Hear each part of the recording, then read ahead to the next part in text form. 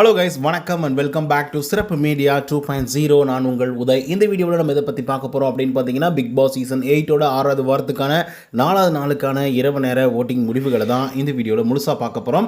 So இந்த வீடியோக்கு போகிறதுக்கு முன்னாடி நம்மளோட சேனலை சப்ஸ்கிரைப் பண்ணாதவங்க சப்ஸ்கிரைப் பண்ணி வச்சுக்கோங்க. பக்கத்தில் ஒரு பெல் ஐக்கான் இருக்கும், அதையும் ப்ரெஸ் பண்ணி ஹாலில் போட்டுக்கோங்க. அப்போ தான் நாங்கள் அப்டேட் பண்ணுற ஒவ்வொரு வருஷமும் உங்களுக்கு நோட்டிஃபிகேஷன் வந்து சேரும். அதுதான் இந்த வீடியோக்கு அட்லீஸ்ட் ஒரு 1000 லைக்கான எதிர்பார்க்குறோம். ஸோ இதுக்கு முன்னாடி பயங்கரமான சப்போர்ட்டிங்ஸ் வந்து கொடுத்துட்ருக்கீங்க நம்மளோட சேனலுக்கும் சரி அண்ட் வீடியோஸ்க்கும் சரி. அதே மாதிரி இந்த வீடியோக்கும் சப்போர்ட் பண்ணுவீங்க அப்படின்ற நம்பிக்கையோட இப்போ இந்த வீடியோ தொடங்குறேன். நம்பர் 1 பொசிஷனில் யார் இருக்காங்க அப்படின்னு பார்த்தீங்கன்னா, நம்மளுடைய சௌந்தர்யா அவர்கள் தான் வந்து இருந்துட்டு இருக்காங்க. அவங்க வாங்கிய ஓட்டுகளுடைய எண்ணிக்கை அப்படின்னு சொல்லி பார்க்கும்போது 68,588 ஓட்டுகளாகும். பர்சன்டேஜ் வைஸ் அப்படின்னு சொல்லி பார்க்கும்போது 21.39% வந்து இருந்துட்டு இருக்காங்க சௌந்தர்யா அவர்கள். சௌந்தர்யா அவர்களுக்கு ஏகப்பட்ட கமெண்ட்ஸ் வருது. எப்படி தான் இவங்க வந்து இவ்வளோ ஓட்டிங்ஸ் வந்து வாங்குறாங்க, உள்ள என்ன பண்ணிட்டு இருக்காங்க, அப்படி என்ன பண்ணிட்டாங்க அப்படின்னு சொல்லிட்டு இவ்வளோ ஓட்டிங்ஸ் வந்து போடுறாங்க அப்படின்னு சொல்லி நிறைய பேர் கேள்விகள் வந்து எழுப்பிட்டு இருக்காங்க. எண்ட் ஆஃப் தி டே அவங்க வந்து ஓட்டிங்ஸ் வாங்குறாங்க, அது மட்டும் தான் நம்மளால் வந்து சொல்ல முடியும். அதுக்கான ரீசன் என்ன அப்படிங்கிறத லேட்டராக வந்து டிஸ்கஸ் பண்ணலாம். இப்போ செகண்ட் பொசிஷனில் நம்மளுடைய ராணுவ அவர்கள் வந்து இருந்துட்டு இருக்காரு. அவர் வாங்கிய ஓட்டுகளுடைய எண்ணிக்கை அப்படின்னு சொல்லி பார்க்கும்போது 43,889 ஓட்டுகளாகும். பர்சன்டேஜ் வைஸ் அப்படின்னு சொல்லி பார்க்கும்போது 13.69% வந்து இருந்துட்டு இருக்காரு நம்மளுடைய ராணுவ பிரதர் அவர்கள். ஸோ இவர் தான் செகண்ட் பொசிஷன் அப்படின்னு சொன்ன உடனே உங்களுக்கு வந்து மிகப்பெரிய ஷாக் ஆகிறதுக்கான வாய்ப்புகள் வந்து இருந்துட்டு இருக்கும். ஏன் அப்படின்னு பார்த்தீங்கன்னா, ராணுவ எப்படா செகண்ட் பொசிஷன், அந்த பையன் 9வது பொசிஷன்லையோ 10வது பொசிஷனில் தானே இருந்தான் அப்படின்னு சொல்லி நீங்கள் கேட்கலாம். பட் அவர் எடுத்த 2 ஃபைட்டுக்கு அப்புறம் பார்த்தீங்கன்னா வேறு லெவலில் வந்து மாறிட்டாப்பில். அதுக்கடுத்த 3வது பொசிஷனில் ஜெப்ரி அவர் வாங்கிய ஓட்டுகளுடைய எண்ணிக்கை அப்படின்னு சொல்லி பார்க்கும்போது 41,912 ஓட்டுகளாகும். பர்சன்டேஜ் வைஸ் அப்படின்னு சொல்லி பார்க்கும்போது 13.07% வந்து இருந்துட்டு இருக்காரு ஜெப்ரி அவர்கள். ஸோ ஜெப்ரிக்கு இந்த வாரத்தில் பயங்கரமான ஒரு ஸ்கோப் வந்து இருந்தது. ஆஸ் ஏ பிடி டீச்சராக அதையும் செம்மையாகவே வந்து பண்ணியிருக்காப்புல அப்படின்னு வந்து சொல்லலாம். மற்றவங்கெல்லாம் வாயை மூடி வேடிக்கை பார்த்துட்டு இருக்கும்போது இந்த மனுஷன் மட்டும் போய் ஒவ்வொரு ஸ்டூடெண்ட்டே டே உனக்கு விருப்பம் இல்லையா வெளியே வந்து நில்றா அப்படின்லாம் வந்து சொல்லிட்டு இருந்தார். ஸோ மேபி இவருக்கு வந்து வாக்குகள் ஏறதுக்கான வாய்ப்புகள் இருக்கு. அதுக்கடுத்த 4th பொசிஷனில் நம்முடைய தீபக் அவர்கள் அவர் வாங்கிய ஓட்டுகளுடைய எண்ணிக்கை அப்படின்னு சொல்லி பார்க்கும்போது 34,630 ஓட்டுகளாகும். பர்சன்டேஜ் வைஸ் அப்படின்னு சொல்லி பார்க்கும்போது 10.8% வந்து இருந்துட்டு இருக்காரு தீபக் அவர்கள். இந்த வாரத்தோட தொடக்கத்தில் அப்படியே வேகமாக மேலே போனாப்புல ராக்கெட் மாதிரி. சட்டுன்னு பார்த்தா அப்படியே கீழே விழுந்து அப்படியே கொஞ்சம் கொஞ்சமாக குறைஞ்சி இப்போ 4th பொசிஷனுக்கு வந்து வந்திருக்காப்புல. பட் எனிஹவ் ஒரு சேஃபர் ஜோனில் இருக்காரு, நல்ல வாக்குகள் வந்து வாங்கியிருக்காரு. அடுத்தடுத்த காலங்களில் இவர் ஃபைட் எடுத்தார் அப்படின்னா கண்டிப்பாக அடுத்த பொசிஷனுக்கு வந்து போகிறதுக்கு வாய்ப்புகள் இருக்குது. அதுக்கடுத்தா 5th பொசிஷனில் நம்முடைய ஜாக்லின் அவர்கள் வந்து இருக்காங்க. அவங்க வாங்கிய ஓட்டுகளுடைய எண்ணிக்கை 30,977 ஓட்டுகளாகும். பர்சன்டேஜ் வைஸ் அப்படின்னு சொல்லி பார்க்கும்போது 9.66% வந்து இருந்துட்டு இருக்காங்க ஜாக்லின் அக்கா அவர்கள்.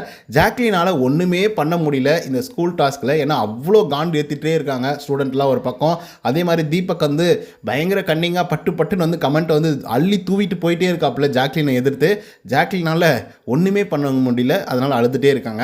அதுக்கடுத்த 6th பொசிஷனில் யார் இருக்காங்க அப்படின்னு பார்த்தீங்கன்னா, நம்மளுடைய ரஞ்சித் அவர்கள். அவர் வாங்கிய ஓட்டுகளுடைய எண்ணிக்கை அப்படின்னு சொல்லி பார்க்கும்போது 23,930 ஓட்டுகளாகும். பர்சன்டேஜ் வைஸ் அப்படின்னு சொல்லி பார்க்கும்போது 7.46% இருந்துட்டு இருக்காப்புல நம்மளுடைய ரஞ்சித் அவர்கள். ஸோ ரஞ்சித்தை பொறுத்தவரையும் எந்த பர்ஃபார்மன்ஸும் பெருசாக வந்து பண்ணலை. நேற்றுக்கு எபிசோடில் பார்த்துருந்தீங்க அப்படின்னா கூட 2 வார்த்தை தான் பேசியிருப்பாப்புல. அந்த 2 வாரத்துக்கு அப்புறம் பெருசாக வந்து பேசியிருக்கவே மாட்டார்.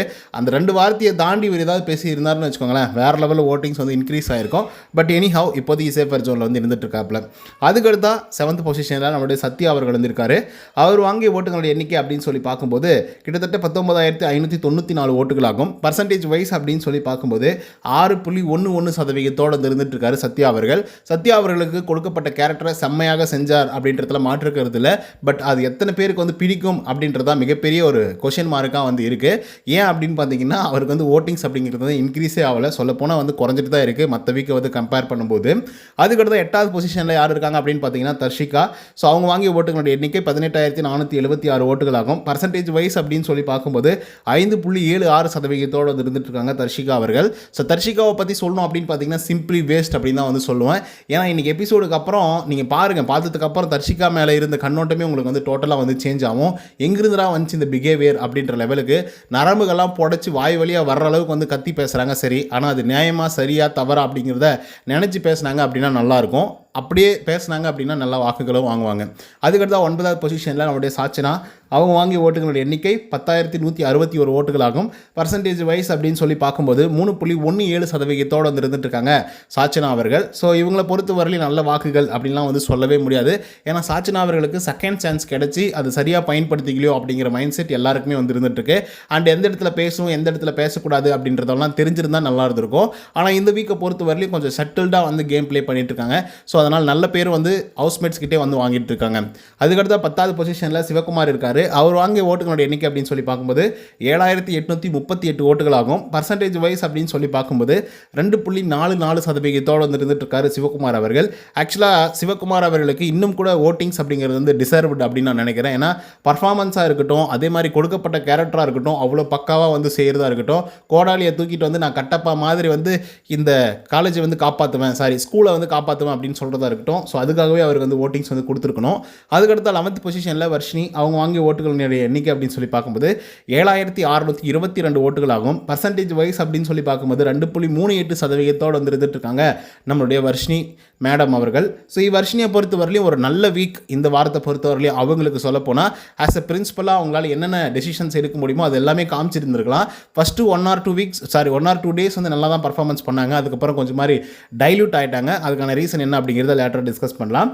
அதுக்கடுத்தா 12th பொசிஷனில் மஞ்சரி, அவங்க வாங்கிய ஓட்டுகளோட எண்ணிக்கை அப்படின்னு சொல்லி பார்க்கும்போது 6,788 ஓட்டுகளாகும். பர்சன்டேஜ் வைஸ் அப்படின்னு சொல்லி பார்க்கும்போது 2.12% இருந்துட்டு இருந்தாங்க மஞ்சரி அவர்கள். ஸோ மஞ்சரியை பொறுத்தவரையில் எனக்கு பர்சனலாக வந்து மஞ்சரிக்கு வந்து அதிகப்படியான வாக்குகள் வந்து விழுந்திருக்கணும். ஏன்னா ஆஸ் எ டீச்சராக அவங்களால எவ்வளோ தூரம் கண்ட்ரோல் பண்ண முடியுமோ அவ்வளோ தூரம் கண்ட்ரோல் பண்ணாங்க. அது மட்டும் இல்லாமல் ஒரு ஸ்டூடெண்ட் எப்படி இருப்பான், எப்படி இருக்கக்கூடாது அப்படின்றதுக்கு நிறைய உதாரணங்கள் வந்து பார்த்திங்கன்னா இன்றைக்கி டாஸ்கில் கூட வந்து சொல்லிட்டு இருக்காங்க. ஸோ அதுக்காகவே அதிகப்படியான வாக்குகள் விழுந்திருக்கணும், ஆனால் விழலை. அதுக்கடுத்த 13வது பொசிஷனில் ரியா இருக்காங்க. அவங்க வாங்கிய ஓட்டுகளோட எண்ணிக்கை அப்படின்னு சொல்லி பார்க்கும்போது 6,269 ஓட்டுகளாகும். பர்சன்டேஜ் வைஸ் அப்படின்னு சொல்லி பார்க்கும்போது 1.95% வந்து இருந்துட்டு இருக்காங்க ரியா அவர்கள். ஸோ இப்போது நான் மெயின் டாபிக் உள்ள வந்துடுறேன். ஸோ ஓட்டிங் ரிசல்ட்லாம் பார்த்துட்டோம், யார் யார் எந்தெந்த பொசிஷனில் இருக்காங்க, யார் எவ்வளோ ஓட்டிங்ஸ் வாங்கியிருக்காங்க, யார் மேலே போயிருக்காங்க, யார் கீழே வந்திருக்காங்க அப்படிங்கிறத பற்றி முழு டீட்டெயிலாக பார்த்துட்டோம். ஸோ இப்போ சௌந்தர்யா அவர்களுக்கு ஏன் ஓட்டு வருது, எதுக்காக ஓட்டு வருது அப்படிங்கிற பல கேள்விகள் நிறைய பேருக்கு வந்து இருக்குது. அண்ட் நம்மளுடைய வீடியோ கீழே நிறைய பேர் வந்து கமெண்ட்ஸும் வந்து போட்டுட்ருக்காங்க. ஸோ அவங்களுக்கு நான் பதில் சொல்ல வேண்டிய கடமையில் வந்து இருக்கேன். ஏன்னா ஆஸ் எ ரிவ்யூவராக நான் வந்து சொல்லி ஆகணும். ஸோ அதாவது பிக் பாஸ் அப்படிங்கிறது வந்து எப்படி அப்படின்னா ஒட்டுமொத்த ஆட்களையும் கொண்டு வந்து உள்ளே நிறுத்தி அவங்களெல்லாம் ஃபைட் பண்ண வச்சு ஃபைட் பண்ணதன் மூலமாக ஓட்டிங்ஸ் வந்து இன்க்ரீஸ் ஆகும். அதே மாதிரி வந்து சில பேர் வந்து எமோஷ்னலாக கனெக்ட் ஆகுவாங்க, சில பேர் எமோஷ்னலாக பயங்கரமாக அழுதுறதுக்குனால பயங்கரமாக ஓட்டிங்ஸ் வந்து இன்க்ரீஸ் ஆகும். ஸோ இந்த மாதிரி பல பெர்ஸ்பெக்டிவ் வந்து இருக்குது மக்களுக்கு, எப்படி வந்து ஓட்டு போடலாம், இப்படி இருந்தால் ஓட்டு போடலாம் அப்படிங்கிற மாதிரி. இந்த மாதிரி பல ரீசன்ஸ் வந்து இருக்குது. ஒருத்தருக்கு வந்து ஏன் ஓட்டிங்ஸ் வந்து இன்க்ரீஸ் ஆகுது, அவங்க ஏன் வந்து 70 நாள் 80 நாள் வந்து தாண்டுறாங்க அப்படின்னு சொல்கிறதுக்கு சில ரீசன்ஸ் எல்லாம் வந்து இருக்குது. அப்கோர்ஸ் ஸோ சௌந்தர்யா அவர்களை பற்றி நம்ம சொல்லி ஆகணும் அப்படின்னா சில பேர் வந்து எக்ஸாம்பிளாக நம்ம சொல்லி ஆகணும். ஜனனி அவர்கள் என்ன பண்ணாங்க அப்படின்னு சொல்லி நீங்கள் சொல்லுங்கள். இதுக்கு முன்னாடி சீசன்களில் லாஸ்ட்லி என்ன பண்ணாங்க அப்படின்னு நீங்கள் சொல்லுங்கள், நான் ஏற்றுக்கிறேன். ஸோ இவங்கெல்லாம் என்ன பெருசாக பண்ணிட்டாங்க அப்படிங்கிற ஒரு கேள்வி வந்து வருது இல்லை. ஆனாலே அவங்க 70 நாள் 80 நாள் வந்து தாண்டியிருப்பாங்க, அதிகப்படியான வாக்குகளும் வந்து வாங்கியிருப்பாங்க. சொல்லப்போனால் மற்றவங்களை விட கீழே தள்ளி இவங்கெல்லாம் மேலே வந்து ஓட்டிங்ஸ் எல்லாம் வாங்கியிருந்திருப்பாங்க. ஆனால் சடனாக வந்து எவிக்டாகி வெளியே போயிருப்பாங்க. ஓகேங்களா? ஸோ ரீசன்ஸ் என்ன அப்படின்னு பார்த்தீங்கன்னா, நீங்கள் ஒரு வேலை நீங்கள் வந்து பிக் பாஸ் அதை வந்து பயங்கர என்டர்டெய்னிங்காக இருக்கணும், பயங்கர ஃபைட்டாக இருக்கும். ஸோ அதுக்காக நான் வந்து இந்த பிக் பாஸ் சீசனை வந்து பார்க்குறேன். ஃபைட்டிங் தான் எனக்கு ரொம்ப பிடிக்குங்க, பிக் பாஸ் வீட்டுக்குள்ளே காசப் பேசுகிறது எனக்கு பயங்கரமாக பிடிக்குங்க அப்படின்றதுக்காக சில பேர் வந்து பிக் பாஸ் பார்ப்பாங்க. சில பேர் வந்து எமோஷ்னலாக கனெக்ட் பண்ணிக்கிறதுக்காக வந்து பிக் பாஸ் பார்ப்பாங்க. சில பேர் வந்து ஆக்ட்ரஸ் எல்லாம் என்ன பண்ணுறாங்க ஏது பண்ணுறாங்க அப்படிங்கிறத நம்மளால் நேரடியாக பார்க்க முடியாது இல்லையா, அவங்களுடைய வீட்டுக்கு போய். ஸோ அதை பார்க்குறதுக்காக வந்து பார்த்திங்கன்னா பிக் பாஸ் பார்ப்பாங்க. சில பேர் அவங்களுடைய க்யூட்னஸ்க்காக, அவங்க அழகுக்காக, அவங்க என்ன பண்ணுறாங்க அப்படின்றதுக்காக அவங்க நடந்தால் பார்ப்பாங்க, உட்காந்தா பார்ப்பாங்க, ஒரு ரியாக்ஷன் கொடுத்தா பார்ப்பாங்க. ஸோ அப்படி ஒரு சினாரியோவில் நம்முடைய சௌந்தர்யா அவர்களை கொண்டு வரலாம் அப்படின்றதுல மாற்று கருத்து இல்லை. அண்ட் ஒன் மோர் என்ன அப்படின்னு பார்த்தீங்கன்னா, சௌந்தர்யா அது மட்டும் தான் பண்ணுறாங்களா அப்படின்னு கேட்டிங்கன்னா கிடையவே கிடையாது. இந்த வாரமெல்லாம் எப்படி ராணுவ வந்து டார்கெட் பண்ணாங்களோ அதே மாதிரி சௌந்தர்யா அவர்களையும் ஒரு வாரம் வந்து டார்கெட்டாக வந்து வச்சு பயங்கரமாக செஞ்சு விட்டுருந்தாங்க. ஸோ அதுலேருந்து எவாலுவேட் ஆகி அதுக்கப்புறம் இந்த கோடை தாண்டி வந்து போராட்டம் பண்ணதாக இருக்கட்டும், அந்த மாதிரி பல விஷயங்கள் வந்து சில இடங்களில் வந்து பயங்கரமாக ஃபைட் எடுக்கிற விஷயங்களாக இருக்கட்டும். ஸோ இதெல்லாமே வந்து மக்கள்கிட்ட ஓரளவுக்கு போய் சேருது அப்படின்னு நினைக்கிறேன். அண்ட் எண்ட் ஆஃப் தி டே அவங்களுடைய அழகுக்காகவும் ஓட்டிங்ஸ் வருது, அவங்களுடைய ஆக்டிவிட்டீஸ்க்காகவும் ஓட்டிங்ஸ் வருது, அண்ட் அவங்க ஃபைட் எடுக்கிறாங்கல்ல அதுக்காகவும் ஓட்டிங்ஸ் வருது அப்படிங்கிறதான் உண்மை. இதை நீங்கள் ஏற்றுக்கிட்டாலும் சரி ஏற்றுக்கலனாலும் சரி, இல்லை பிஆரை வச்சு செய்கிறாங்க அப்படின்னா கண்டிப்பாக பிஆர்ஸும் வந்து இருக்காங்க. ஏன்னா பிஆர்ஸ் தமிழ் ஆட்கள் வந்து சௌந்தர்யாவை வந்து ட்விட்டரில் போட்டு கொண்டாடுறதை விட, இன்ஸ்டாகிராமில் போட்டு கொண்டாடுறதை விட, எங்கேயோ எவனோ ஒருத்தர் நார்த் இந்தியாவிலேருந்து வடக்கன்ஸ் எல்லாம் வந்து பார்த்திங்க அப்படின்னா இவங்களோட வீடியோ கிளிப்பை போட்டு இவங்களுக்கு வந்து ஓட்டிங்ஸ் பண்ணுங்கள் ஹாட் ஸ்டாரில் அப்படின்னு சொல்லி கேட்டுட்ருக்கவங்க நிறைய பேர் வந்து இருக்காங்க. ஸோ இதெல்லாம் பார்க்கும்போது பிஆர் ஓட்ஸாகவும் கன்வெர்ட் ஆகுது அப்படிங்கிறதுல மாற்றுக்கிறதுல. அண்ட் பிஆர் ஓட்ஸ் எங்கிறது கன்வெர்ட் ஆகும் அப்படின்னு பார்த்தீங்கன்னா ஒன்லி அன்அஃபிஷியல் போலில் இருந்து மட்டும்தான் கன்வெர்ட் ஆகுமே தவிர அஃபிஷியலான சைட்டில் இருந்து பிஆர் ஓட்ஸ் எல்லாம் கன்வெர்ட் ஆகுமானா கண்டிப்பாக கிடையாது. ஏன்னா ஹாட் ஸ்டார் அப்படிங்கிறது வந்து ஒரு பெரிய கான்ஃபிடென்ஷியலான ஒரு பெரிய கம்பெனி அப்படின்னு தான் வந்து சொல்லணும். அவ்வளோ பெரிய கார்ப்பரேட் கம்பெனி கான்ஃபிடென்ஷியலாக நிறைய விஷயங்களை வந்து வச்சிருக்கிறாங்க.